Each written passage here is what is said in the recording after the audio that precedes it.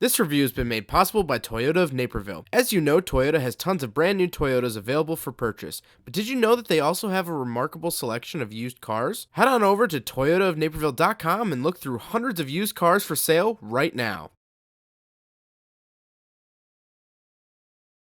Alright, what's up guys? My name is Zach and today I'm driving a 2018 Audi A5 Sportback. Up front is a 2.0 liter turbocharged inline 4, and down below is a 7-speed automatic transmission. If you'd like to read more of my thoughts, head on over to carmarshal.com/overdrive. But let's get back to that 2.0 liter turbocharged inline 4. Well, at first glance, this is a larger sedan, and I don't know why, but I still have the mindset of, is a 2-liter turbo still adequate enough for a bigger size sedan like this? I would expect this to maybe be like a 3-liter V6 or something of the sort, something more to match BMW. So let's put it into dynamic. Car is at proper temperature. Dynamic mode.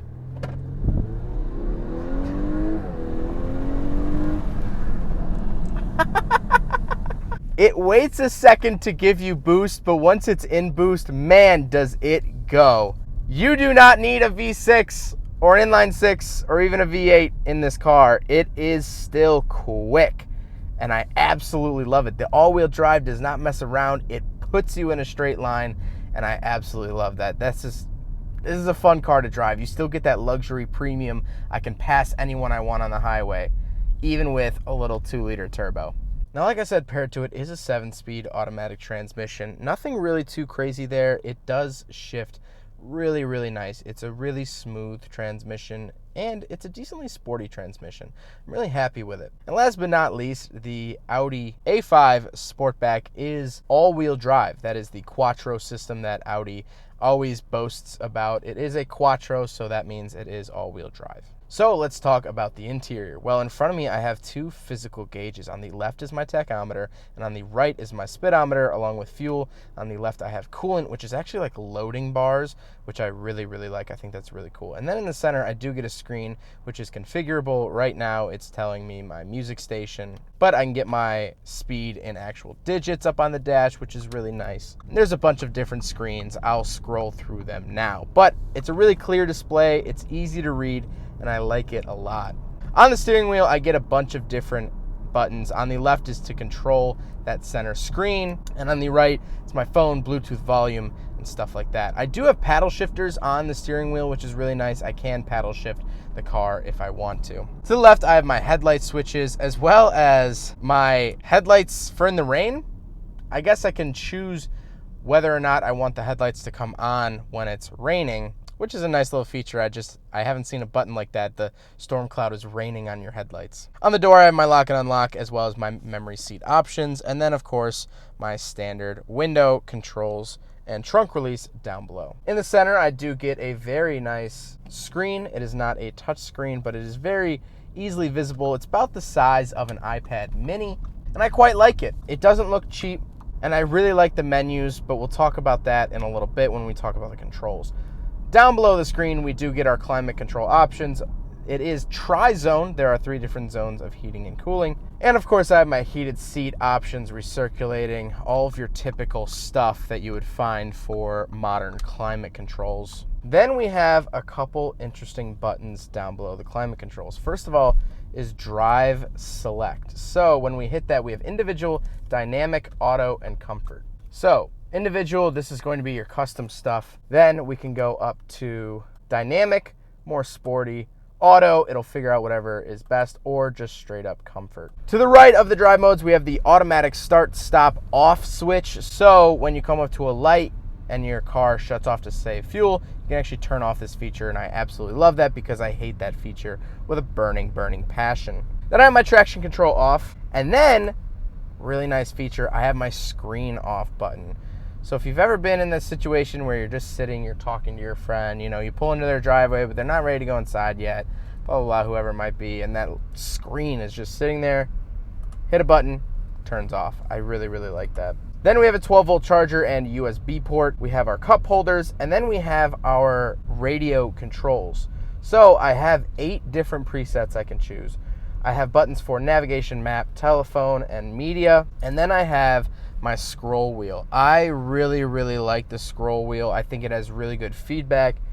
And once you get used to these buttons, as I accidentally turn on the radio and need to turn it off because of copyright issues, once you know where the buttons are and what they do, I'm sure it wouldn't be an issue. It's just because I haven't dealt with any new Audis. It's interesting. You tab up for radio, down for media, and then on another button, up for navigation and map, down for telephone. So they use one button to do two different tasks, which I actually kind of like. Once you get used to it, you can kind of keep your hand on the scroll wheel, which nicely enough, the shifter provides a nice hand pad. Kind of rest your hand on the shifter, use the scroll wheel, and then you could toggle whatever you need with.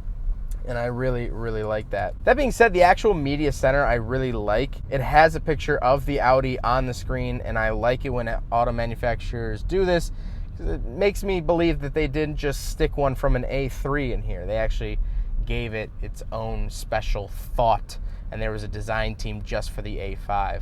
Then I have the shifter. Not a really big fan of the shifter just because it doesn't stay where you put it. And then park is, of course, a button. Although it is closer to a traditional shifter, I like it a lot better than other shifters. And then I have my electronic parking brake, and my volume knob is actually off to the right. I really like this. Mazda does this where they put the volume knob off to the right of the shifter, because most people rest their hand on the shifter, at least if you're me, you do. And so volume right there can fix it really easily.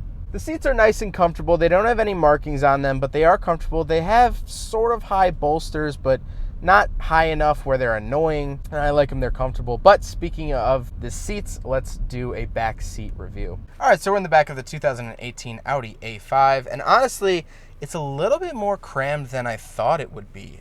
It's not crammed, but it's a little bit tighter than I thought. The seat is in my normal driving position. My knees don't touch it, but it's a little claustrophobic because the seats in front lean back naturally. That's just the way that they're curved. Up here feels more crowded. I have probably, 2 extended hand lengths, but down by my knees I have plenty of room. And so I think it isn't actually a crammed back seat. It's not actually a tight back seat. It just feels like it because the seat sort of leans back into your head space and not your torso space, I guess.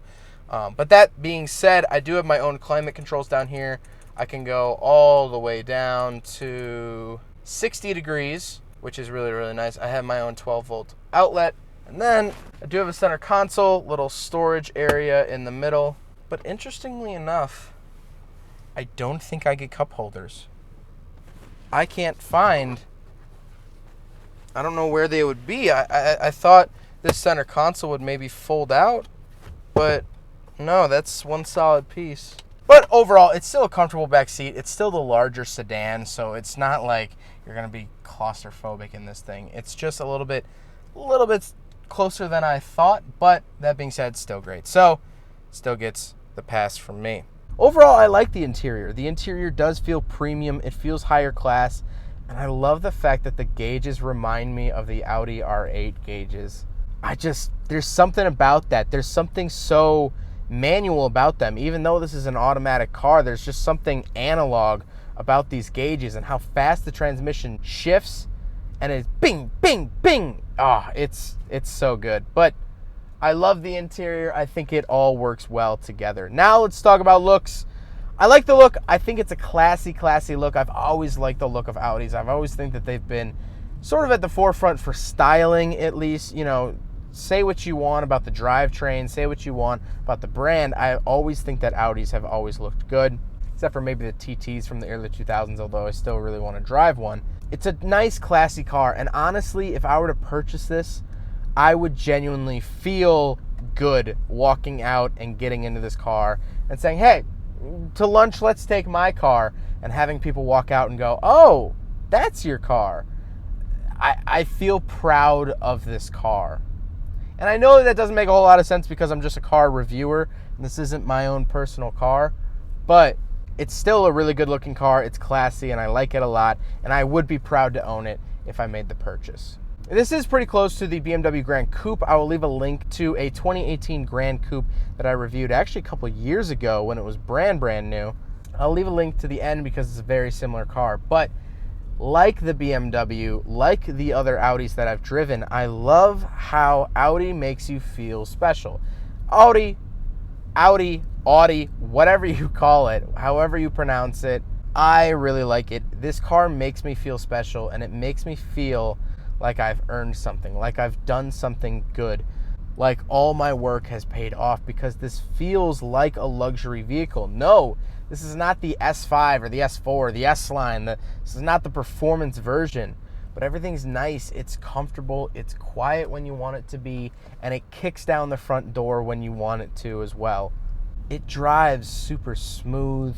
It's relaxed, but it also gets up and goes. It's the best of both worlds, and that's what I absolutely love about luxury cars, is that yes, there are cars that are faster in a straight line or faster in the corners. And sure, there probably are cars more comfortable. But once you get up to the higher level luxury cars like the A5, it all starts to come together. The engine makes sense. The interior makes sense. The styling makes sense. And I really, really like it. This is a classy, classy car, and I would be very, very proud to own it. Well, I hope you guys enjoyed the video. Huge thank you to Toyota of Naperville for letting me drive their Audi A5. This is one of their used cars. They have literally hundreds of used cars on the lot right now. They also have another Audi on the lot. I believe it's actually an S. So if you would like to take a look at those, I'll leave a link in the description below to this exact car.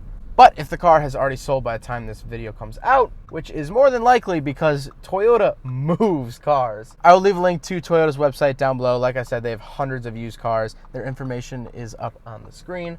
But hope you guys enjoyed. Don't forget to rate the video, comment on the video, and subscribe if you really liked it. Take care, guys.